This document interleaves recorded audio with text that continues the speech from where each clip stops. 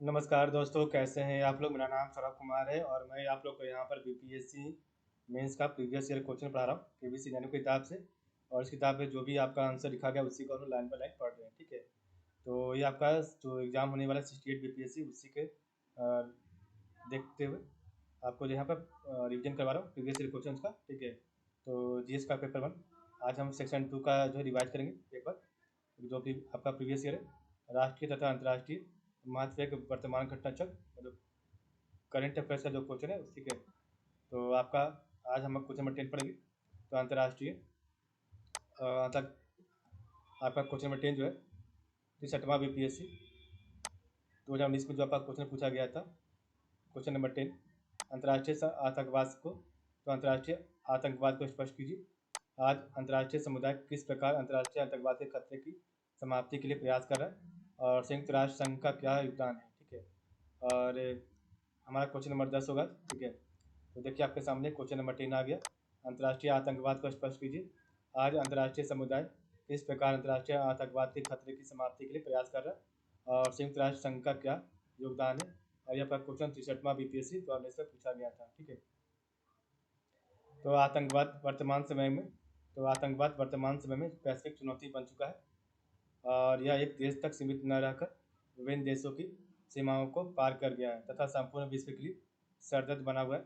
जब आतंकवाद का प्रसार एक से अधिक देशों में फैल जाता है तो इसे अंतर्राष्ट्रीय आतंकवाद कहा जाता है, ठीक है। तो आतंकवाद वर्तमान समय में एक वैश्विक चुनौती बन गया और यह एक देश तक सीमित न रहकर विभिन्न देशों की सीमाओं को पार कर गया है तथा संपूर्ण विश्व के लिए सरदर्द बना हुआ है। जब आतंकवाद का प्रसार एक से अधिक देशों में फैल जाता है तो इसे अंतर्राष्ट्रीय आतंकवाद कहा जाता है, ठीक है।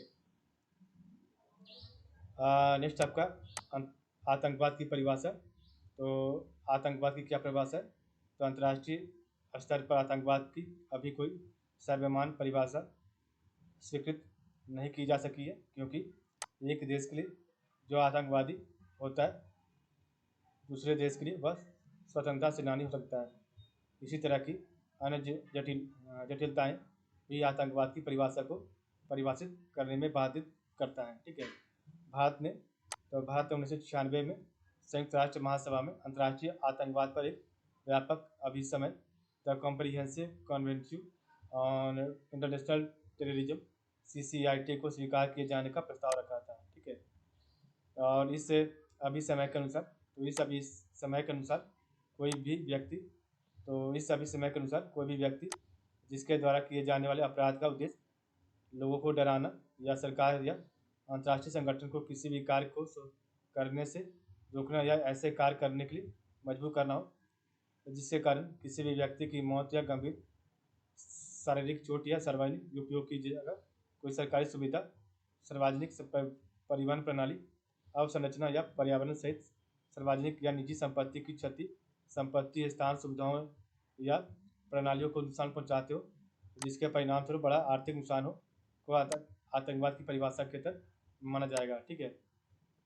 तो इस अभिसमय के अनुसार कोई भी व्यक्ति जिसके द्वारा किए जाने वाले अपराध का उद्देश्य लोगों को डराना या सरकार या अंतर्राष्ट्रीय संगठन को किसी भी कार्य को करने से रोकना या ऐसे कार्य करने के लिए मजबूर करना हो जिसके कारण किसी भी व्यक्ति की मौत या गंभीर शारीरिक चोट या सार्वजनिक उपयोग की जगह कोई सरकारी सुविधा, सार्वजनिक परिवहन प्रणाली, अवसंरचना या पर्यावरण सहित सार्वजनिक या निजी संपत्ति की क्षति, संपत्ति, स्थान, सुविधाओं या प्रणालियों को नुकसान पहुंचाता हो जिसके परिणाम स्वरूप बड़ा आर्थिक नुकसान हो को आतंकवाद की परिभाषा के तहत माना जाएगा।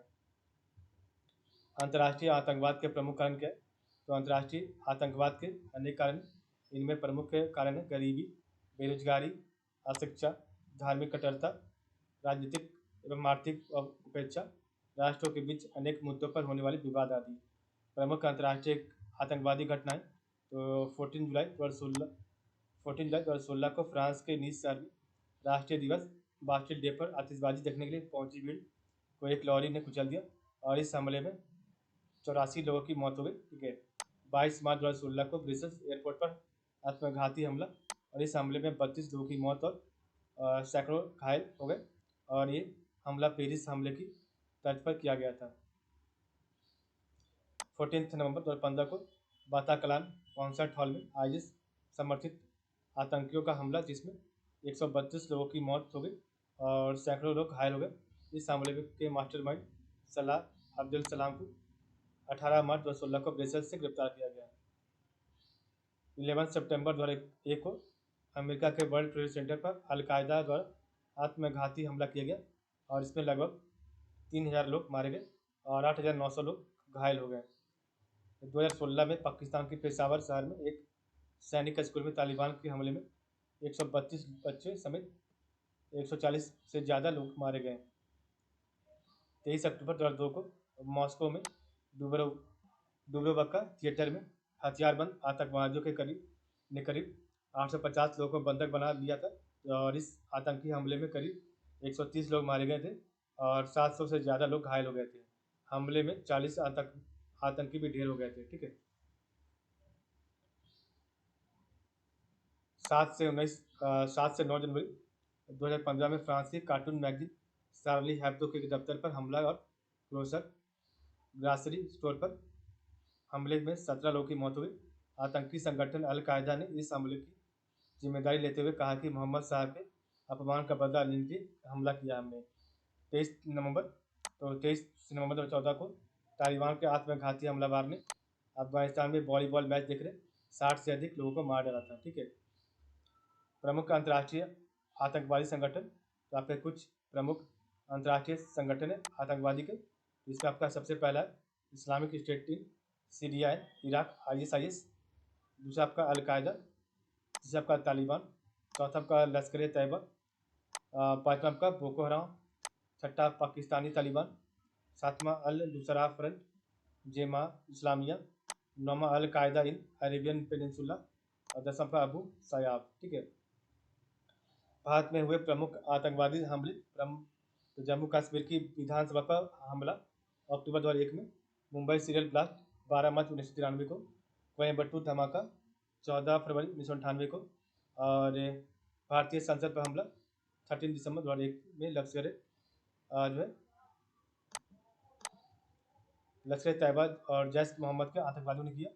अक्षरधाम मंदिर पर हमला 24 सितंबर 2002 को और 22 जुलाई 2003 को जम्मू कश्मीर के अनूपपुर में हुए आतंकी हमले। दिल्ली सीरियल बम ब्लास्ट 29 अक्टूबर 2005 को, मुंबई ट्रेन धमाका 11 जुलाई 2006 को, महाराष्ट्र के मालेगांव में धमाका 8 सितंबर 2006 को, श्रीनगर में 5 अक्टूबर 2006 को हमला हुआ।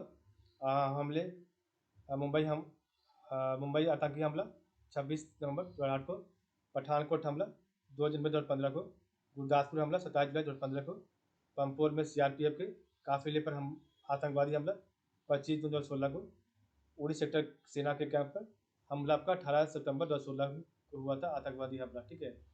आतंकवाद के खतरे की समाप्ति के लिए, तो आतंकवाद के खतरे की समाप्ति के लिए अंतर्राष्ट्रीय समुदाय द्वारा किया जा रहा प्रयास, तो भारतीय प्रयास क्या है, तो अंतर्राष्ट्रीय आतंकवाद पर व्यापक अभिसमय CCIT, तो भारत वैश्विक आतंकवाद का मुकाबला करने के प्रयासों के प्रति वचनबद्ध है और विभिन्न अंतर्राष्ट्रीय मंचों पर आतंकवाद के प्रति जीरो टॉलरेंस की नीति का लगातार समर्थन करता है।